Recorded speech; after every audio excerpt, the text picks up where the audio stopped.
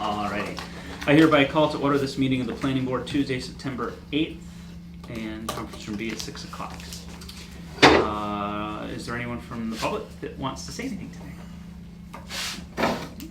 Got a big crowd out there tonight. I can tell.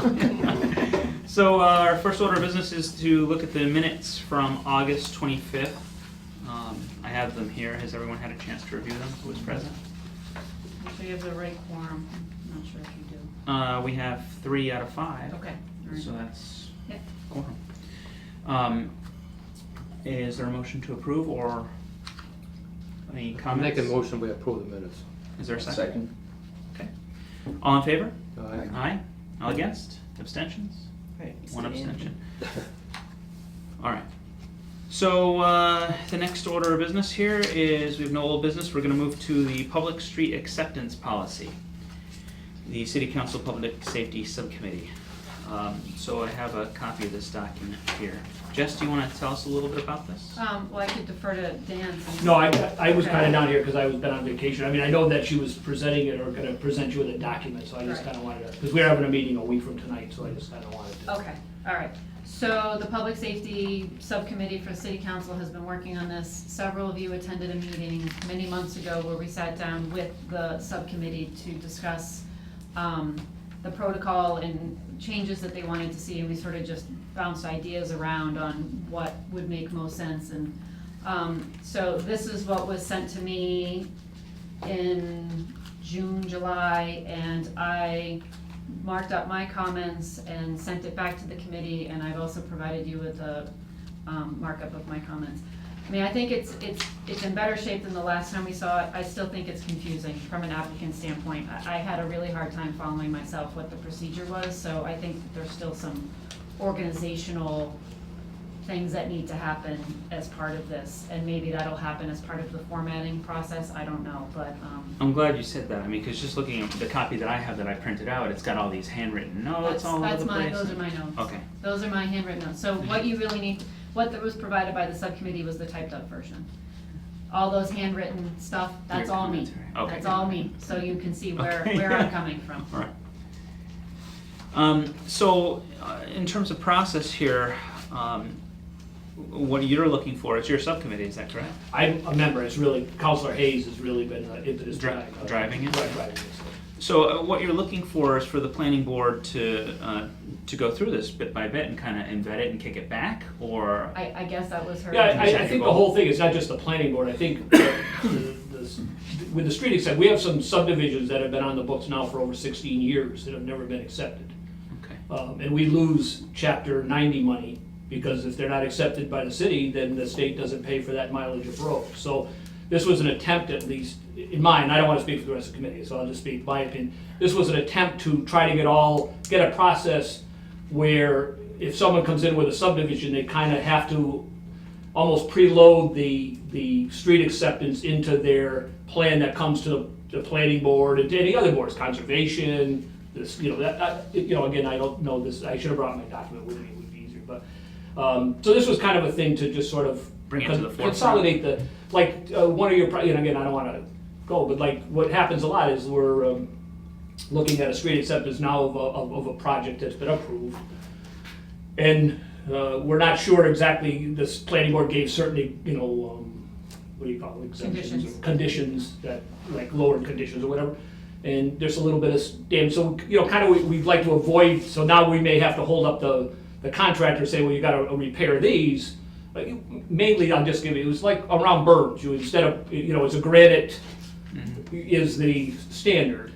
The planning board decided to let them go with macadam berms, which is fine, but when they're still building, construction equipment breaks the berms down, plowing breaks the berms down, so we're not gonna accept them until the berms are put back. So it's that type of stuff, so we're just going through. And so I think we're just trying to I don't know if the contractors always know that. I think sometimes they think and maybe they should, but if once the planning board says this is all you have to do, maybe they don't know that to get it approved, you may still have to come back and make improvements to get it back up to what the standard of the planning board was, Okay.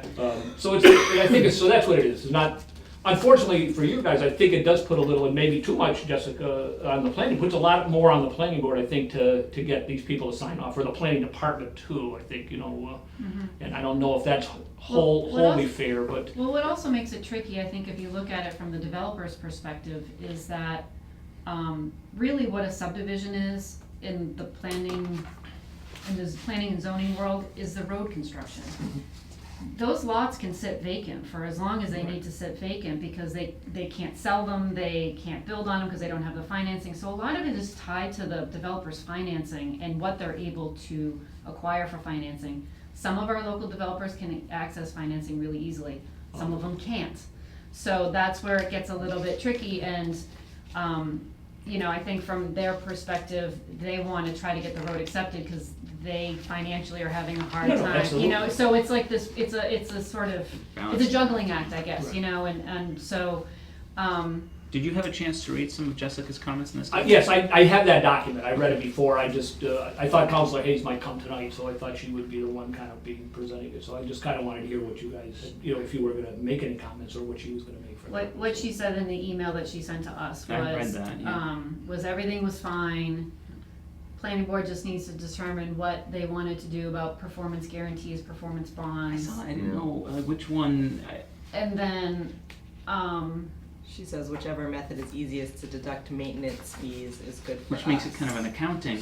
well, and this is where it gets complicated back to the financing side of it is, so for instance, Paul Street, he put up lots. That was his guarantee because he didn't have the history of being able to, I think it was his first subdivision. So he couldn't get a bond because he didn't have, and bonds are really hard to get unless you're like a big time construction contractor. So typically we have letters of credit, which are from local banks that we contact the bank and get them renewed year after year as long as it's, the subdivision is still under. I don't know how I would deduct, I don't understand how I'd be able to deduct from a letter of credit. I certainly can't deduct from a covenant of lots. If somebody puts up lots, I don't know how I'm gonna get money out of them. So that's where I guess I kind of ran into a stumbling in terms of using the performance guarantee to pay for the winter maintenance and the upkeep until it's accepted as a public way. And I almost feel like just invoicing them would be the way easier method, because I'm not sure how I don't know how it would. What would you invoice for exactly?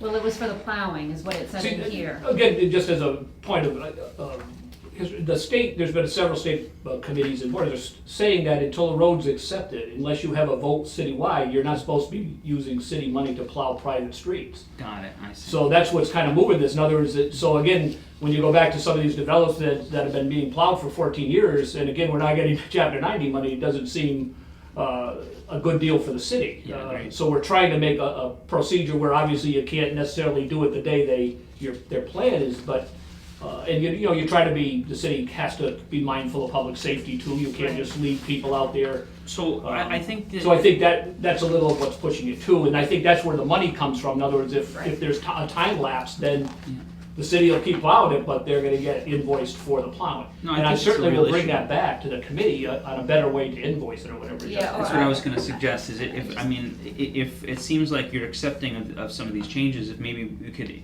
integrate Jess's comments. I did read them and didn't have anything that I wanted to add. Did anyone here have anything they want to add to this? The comments were good. And well thought out. Harry? I read, I kind of read that whole thing, and one part, I think I read the right thing, but anyway.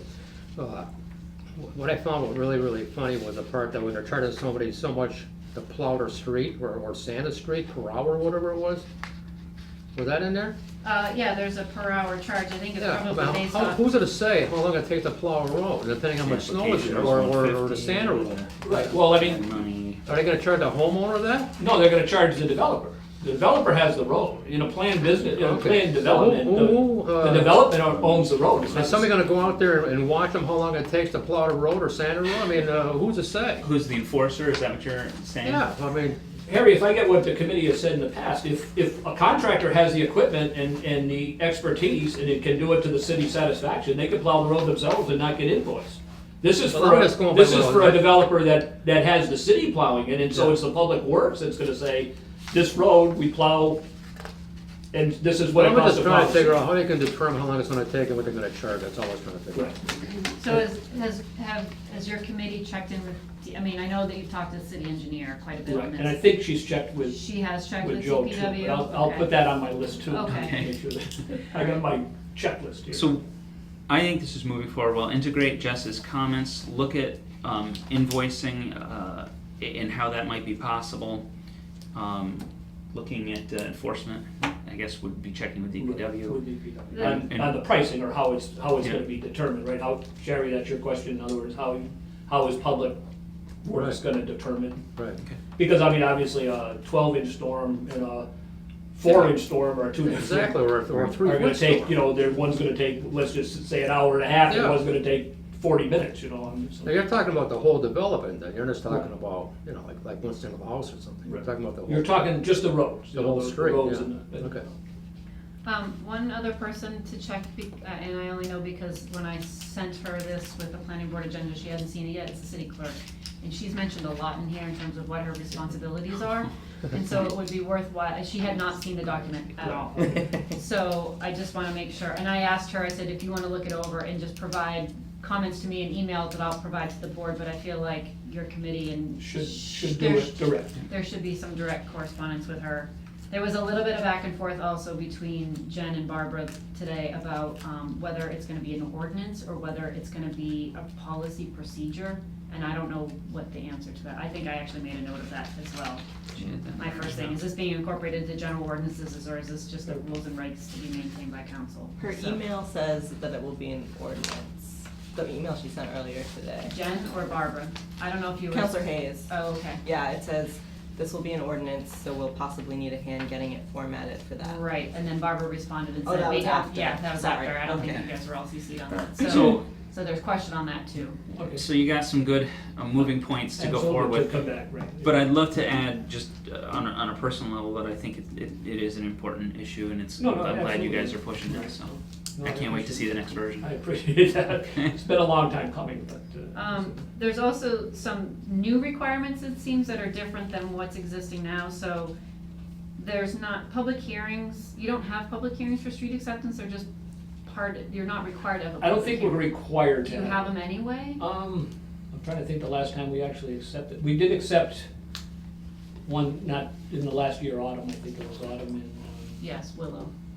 I believe there was yes, there was a public hearing because, well, I shouldn't say that, I believe there was a public I hearing. would check won't with say 100%. Barbara on But that. I'll check on that. Yeah. I think we had a public hearing, I'm not sure if it's, because sometimes the city council, even if it's not required, sometimes do it we anyway. feel that we wanna do Sure, it sure. anywhere way, because Okay. obviously, people that live in the neighborhood or whatever might. Sure, have- sure, yep, okay, But I will check on that. okay. Do you do butter notifications when you do public hearings, or no? No, Okay. Okay, are we all set? I don't think any vote is required there. anything, any other things you want? No. I'm the messenger, you know. Any other comments? All right, thank you very much. No, I appreciate it, thank you very much. So what do we, I'm sorry, I just wanna, what do we do about the financing part? Are you looking into that, Dan? yeah, I'm sorry. I have that on there, I'm gonna just Okay. bring it and see if we Okay. can't talk in the committee about, some of your concerns of how it would be best to be invoiced versus. Okay, Because I understand what you're saying, if someone's putting up a lot, is, what do I do, just You know, how do a you- lot, right, or, yeah. or how do I, right. okay, alright, I just wanna Yeah. make sure it was, So let me I just. didn't know if there was something I needed to do, that's. No, I will, Okay, I'll make all that right, clear to the that's fine, committee and okay. they can decide what. And I think definitely, because we've seen this come up again and again on other issues, how to handle the financing, probably the biggest thing we're gonna face. So when it comes back before us, that'll probably be question Right, number one. right. No, absolutely. Okay, thank you. Thanks. Okay. Alright. See you guys later. Be well. Right. All right, so the next item we have here is an opinion request from the planning board. It's a ZBA application on 15 Summit Ave from Sandra Kobilars. They have a non-conforming lot. They want a special permit variance. I don't know if anyone's had a chance to see this yet. I'll pass it around. I'll start with you, Jim. I personally don't have any comment to give back to them. So if anyone has something, let me know. Otherwise, I would recommend that we give our standard opinion, unless you have something you want to I add. mean, I can fill you in on the backstory if you want it, but I don't need to if you don't need to. Yep, what is it? It says they're looking for, oh, it's So essentially, there was a pre-existing non-conforming commercial use in a residential neighborhood. It looks like a residential home, it was a printing studio for a long time.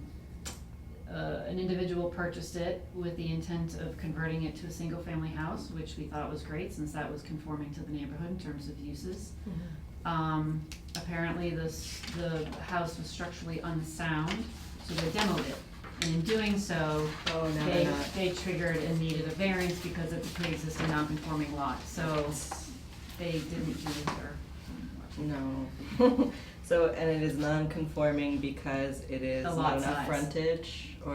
The lot size, it's Okay. tiny lot size and the setbacks, it violates setback requirements and it violates, lot size for that neighborhood. Sounds like the ZBA can handle that one. Yeah. So, shall we pass on our usual comment of no comment? Okay, I don't believe we need a vote for that. So, will you pass that on for us, Jess? Yes, Thank you. you should actually just write on it, no comment, please, and I'll stick it in Jamie's mailbox for the file. Thank you.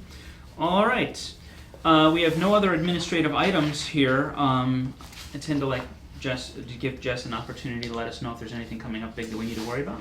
No, the next meeting will be the continued public hearing for the zoning map, so please make that a priority and attend, if you can. And, That's the 22nd? yes, you won't be here. I can't. Okay. This month is hard for me, I'm Okay, sorry. no, it's fine. Thank you for letting me know. Everybody else, you better show up. And what else is on our agenda for the next meeting? I think that's it. I feel like there's something else, but I can't remember. Okay, it's that kind of day. All right, is there a motion to adjourn? Make a motion, we adjourn. Is there a second? All right, great. All in favor? Aye. Aye. All against? Any abstentions? No? Unanimous? Have a great Who Who was day. second on that? Who seconded? Thank you. And the camera, please. 17 minutes, good enough here for 7.